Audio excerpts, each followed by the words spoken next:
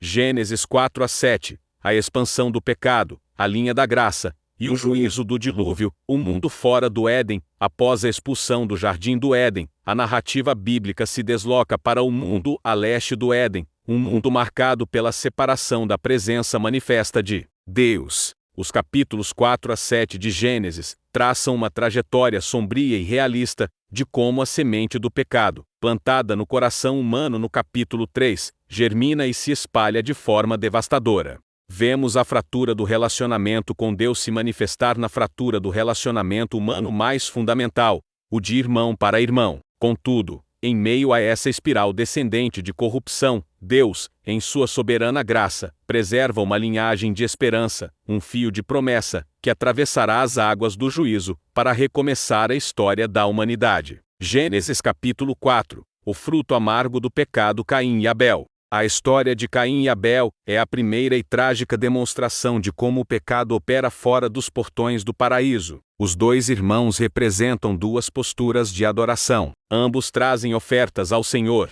mas lemos que Deus agradou-se de Abel e de sua oferta. Mas de Caim e de sua oferta não se agradou. A teologia por trás disso, especialmente à luz de passagens posteriores, como a da carta aos Hebreus, sugere que a diferença residia na fé. Abel ofereceu o melhor do seu rebanho, um sacrifício de sangue que aponta para a necessidade de expiação, enquanto a oferta de Caim do fruto da terra, que ele mesmo cultivava, pode ter representado um esforço próprio desprovido da fé necessária. A resposta de Caim é reveladora, ira e um semblante caído. É neste momento que Deus, em sua misericórdia, intervém diretamente, não com condenação imediata, mas com um aviso paternal. Se, contudo, procederes mal, eis que o pecado jaz à porta. O seu desejo será contra ti, mas a ti cumpre dominá-lo. Esta é uma descrição poderosa da natureza do pecado, uma força externa, agachada como uma fera, esperando a oportunidade para dominar. Deus dá a Caim a responsabilidade e a oportunidade de resistir, mas a inveja e o orgulho prevalecem. O primeiro assassinato da história humana acontece, e a resposta de Caim a Deus, a pergunta desafiadora: acaso sou eu guardador do meu irmão? Revela a profundidade de sua alienação de Deus e do seu próximo. A consequência é uma maldição que o torna um fugitivo e errante. No entanto, mesmo neste ato de juízo, a graça de Deus se manifesta. O sinal de Caim não é uma marca de vergonha, mas um sinal de proteção divina, para que ele não fosse morto, preservando sua vida. O capítulo então contrasta duas linhagens. A de Caim desenvolve a civilização cidades, música, metalurgia, mas culmina na figura de Lameque, que se gloria em sua violência, e institui a poligamia, intensificando o pecado. Em contraponto, a narrativa apresenta o nascimento de Sete, cujo nome significa concedido, pois Eva o vê como um substituto para Abel. É através da linhagem de Sete que a esperança é mantida, e o texto conclui com uma nota fundamental: daí se começou a invocar o nome do Senhor.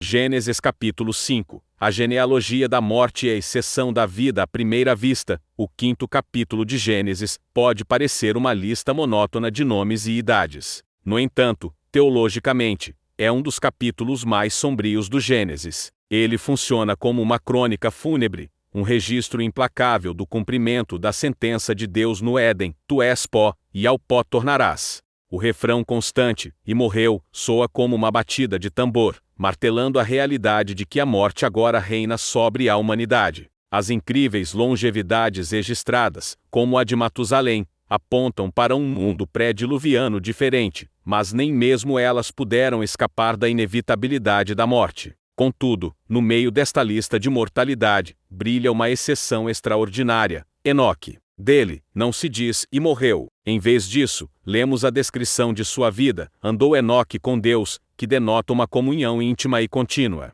E então, o resultado dessa caminhada, e já não era, porque Deus o tomou para si. Enoque é transladado diretamente para a presença de Deus, um poderoso testemunho de que a morte não tem a palavra final, e uma prefiguração da esperança da ressurreição e da vida eterna para aqueles que andam com Deus. Ele é um farol de esperança nesta genealogia de morte. É crucial notar que esta genealogia traça a linhagem piedosa de Sete, a semente da promessa, e culmina na apresentação de Noé, cujo nome significa descanso ou conforto, estabelecendo-o como a figura central do próximo grande evento da história humana. Gênesis capítulo 6, a corrupção total e a graça soberana. O 6º capítulo descreve a profundidade da depravação humana, que tornou o juízo do dilúvio necessário. A corrupção não era superficial, era total. O texto usa a linguagem mais forte possível para descrever a condição humana. Viu o Senhor que a maldade do homem se havia multiplicado na terra, e que era continuamente mal todo o desígnio do seu coração. A própria imaginação, a fonte da criatividade humana, estava corrompida. A passagem misteriosa sobre os filhos de Deus se unindo às filhas dos homens tem gerado muito debate, sejam anjos caídos, ou a mistura da linhagem piedosa de Sete com a linhagem ímpia de Caim, mas seu propósito na narrativa é claro: demonstrar uma violação fundamental da ordem criada por Deus, resultando em uma sociedade de gigantes, nefilim e violência. A reação de Deus é profundamente pessoal e comovente. Não é uma ira fria e distante, mas uma dor profunda. Então, se arrependeu o Senhor de ter feito o homem na terra, e isso lhe pesou no coração. Esta linguagem antropomórfica revela o coração de um Criador relacional, ferido pela rebelião de suas criaturas amadas. É neste cenário de escuridão total que uma frase muda todo o curso da história. Noé, porém, achou graça aos olhos do Senhor. A salvação não começa com a justiça de Noé, mas com a graça de Deus. É a graça de Deus que o escolhe e o capacita. A descrição de Noé como homem justo, íntegro entre os seus contemporâneos. Noé andava com Deus é o resultado e a evidência dessa graça em sua vida. É por causa dessa relação de fé e obediência que ele atende ao chamado aparentemente impossível de construir uma arca para a salvação de sua família e da criação animal. Gênesis capítulo 7, o juízo purificador do dilúvio. O 7º capítulo detalha a execução do juízo divino. Após o prazo de 7 dias, o dilúvio começa com uma ferocidade cataclísmica. A narrativa descreve que romperam-se todas as fontes do grande abismo,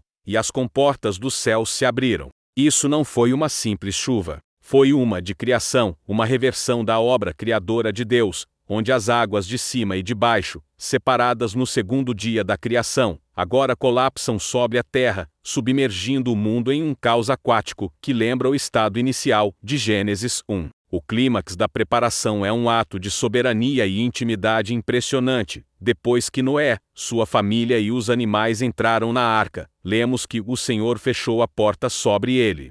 Deus mesmo sela o recipiente da salvação, garantindo a segurança daqueles que estão dentro, e a finalidade do juízo para aqueles que estão fora. Durante 40 dias e 40 noites, as águas prevalecem e destroem toda a vida sobre a terra. A arca, no entanto, flutua segura sobre as águas do juízo. Ela se torna o símbolo da salvação de Deus, um refúgio providenciado pela graça, que carrega em segurança um remanescente justo através do juízo, para que a vida possa recomeçar. Conclusão teológica. Os capítulos de Gênesis 4 a 7 pintam um quadro sombrio da progressão do pecado, mostrando como a rebelião inicial no Éden se multiplica até corromper toda a sociedade humana, tornando o juízo divino justo e necessário. No entanto, esta não é apenas uma história de ira, mas predominantemente de graça. Em meio à escuridão, Deus preserva a linhagem da promessa, através de Sete e Enoque, e encontra em Noé um recipiente de sua graça, para continuar seu plano redentor. O dilúvio serve como um batismo do mundo, um ato de juízo que purifica a terra da violência, mas também como um ato de salvação que preserva um remanescente fiel. A arca, flutuando sobre as águas da morte, permanece como um dos mais poderosos arquétipos da salvação na Bíblia, um prenúncio da segurança que se encontra somente em Cristo, que nos leva em segurança, através do juízo, para uma nova criação. Gostou do conteúdo? Não se esqueça de se inscrever no canal e ativar o sininho para mais reflexões bíblicas como esta. Até o próximo vídeo.